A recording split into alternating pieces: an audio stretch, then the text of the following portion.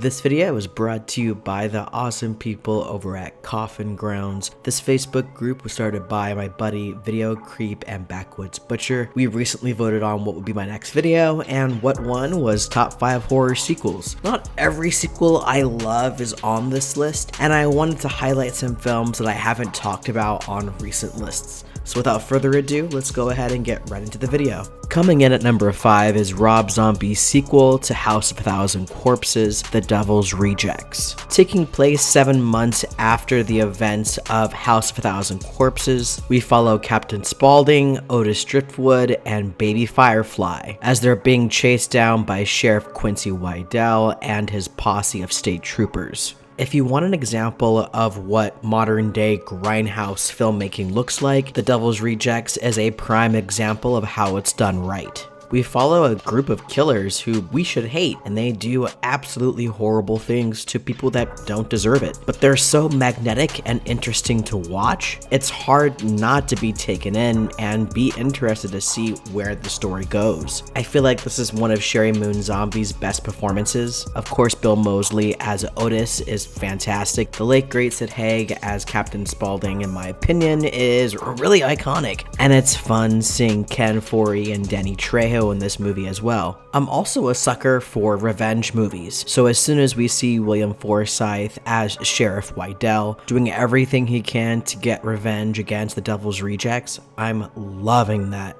And I think, especially on this watch, I'm loving it more because I have been watching a lot more exploitation and grindhouse movies. So this definitely fit the bill for the kind of movies that I've been watching a lot of lately and I've been really loving. I also like the fact that this film is a road movie, and it's got some pretty damn good dark comedy. There are some slow motion shots that I feel like go on for a little too long, and there is some shaky cam that I'm not a huge fan of. I also feel like this is a fitting ending to the story of the Firefly family. Despite some minor nitpicks, this is a film that I really enjoy, which is why it's number 5 on my list. Coming in at number 4 is Hellbound Hellraiser 2. Hellraiser 2 takes place right after the events of Hellraiser 1. Ashley Lawrence, Doug Bradley, and Claire Higgins all reprise their roles in this film. I love the fact that the film opens with a flashback showing us Elliot Spencer, who turns out to be lead Cenobite Pinhead. Claire Higgins as Julia is as wicked as ever. I love the fact that she's basically taken center stage, and I love the chemistry she has with Kenneth Cranham as Dr. Channard. And speaking of Dr. Channard, he was evil and nasty before he became a Cenobite, but once he's transformed and he's got that drill looking dick thing on his head, and he's got those fucked up tentacles coming out of his hands with like fingers and flowers coming out of it, that is some serious nightmare fuel and some freaky ass shit. I also really liked Ashley Lawrence's performance a lot more in this film. She comes across a lot more confident, not only as the character of Kirsty, but also just as an actress. She just comes across a lot more confident. Hellbound Hellraiser 2 is a very ambitious film, and in some ways it's successful, and in other ways it hasn't aged super well, but I still feel like it's a really solid sequel, and it's a great film to watch back to back with the first Hellraiser film. At number 3 is Child's Play 2. Set 2 years after the first film, the plot follows Charles Lee Ray, better known as Chucky, continuing his pursuit of Andy Barclay, who was placed in foster care, and transferring his soul into him after being resurrected. Both Brad Dourif and Alex Vincent reprise their roles, and we also have Christine Elise as Kyle, who's basically Andy's foster sister. If I can describe Child's Play 2 in one word, it would be fun.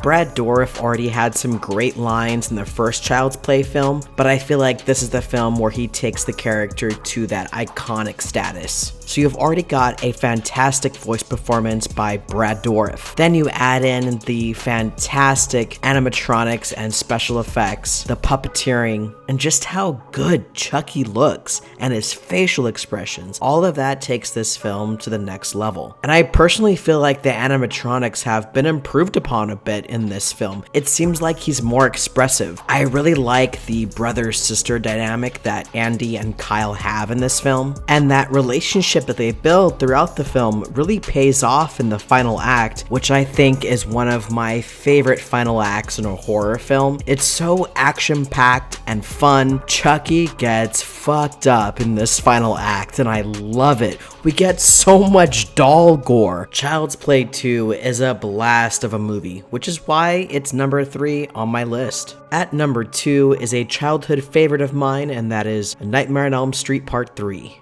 Dream Warriors. I can't even begin to tell you how many times I've seen this movie. This was on permanent rotation growing up, and the reason why I loved it so much was that there's this group of kids that are in the real world defenseless, and they've all had these really rough upbringings, but they're able to come together in this dream world and have these awesome powers to be able to fight back Freddy. This and The Blob are my 2 favorite films by Chuck Russell, and I definitely see similarities between those 2 films, which for me is a good thing. I love the practical effects in this film. They're so great. It's really ambitious, and I feel like it's aged really well, but I also love the fact that it is just so 80s, and I'm also happy that Heather Langenkamp came back to play Nancy again. She's one of my all-time favorite final girls. Of course, Robert Englund as Freddy Krueger is amazing as ever. I feel like this is the film in the franchise that really nails the tone.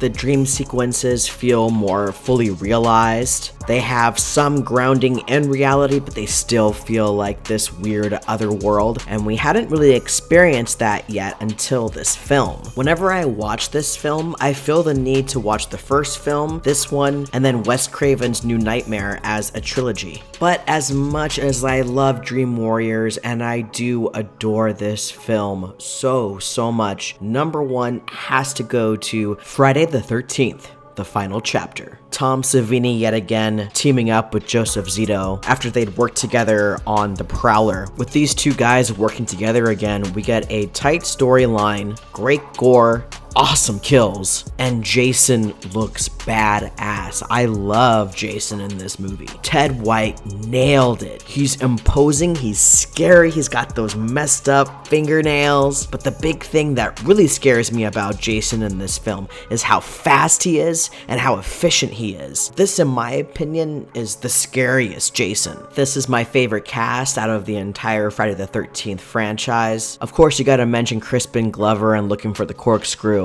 as well as his fly dance moves. I loved Corey Feldman as Tommy Jarvis. Right off the bat, I find him likable, and he reminds me of myself when I was a little kid. Kimberly Beck as Trish, I thought was great. She does everything she can to protect her little brother. The film is pretty suspenseful throughout, but this final act is what really sets it apart from the other films on this list. It's non-stop, and there's some really great stunt work in this film too. And even though this isn't the final chapter of the Friday the 13th franchise, I feel like it's a fitting end for the human version of Jason Voorhees.